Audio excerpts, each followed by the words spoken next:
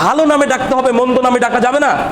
ভালো নাম রাখতে হবে, সুন্দর নাম, সুন্দর অর্থ সহ নাম রেখে ওই নামে ডাকতে হবে, এটা হলো জরুরি কর্তব্য। খারাপ নামে ডাকা যাবে না। সূরা হুজরাতের 11 নম্বর আয়াতে আল্লাহ তাআলা বলেছেন, ওয়ালা তানাবাজু বিল আলকাবি বিসাল ইসমুল ফুসুকু বা'দাল ঈমান। হে ঈমানদারগণ, তোমরা একে অপরকে মন্দ নামে ডেকো না। ঈমান আনার পরে কাউকে মন্দ নামে ডাকা গর্হিত কাজ, অন্যায় কাজ। তাহলে আল্লাহ সুবহানাহু ওয়া তাআলা আমাদেরকে পবিত্র কোরআনে নিষেধ করলেন মানুষকে খারাপ নামে ডাকতে। তাহলে আমাদের কারোরই উচিত নয় যে আমরা কাউকে মন্দ নামে বা খারাপ নামে ডাকবো।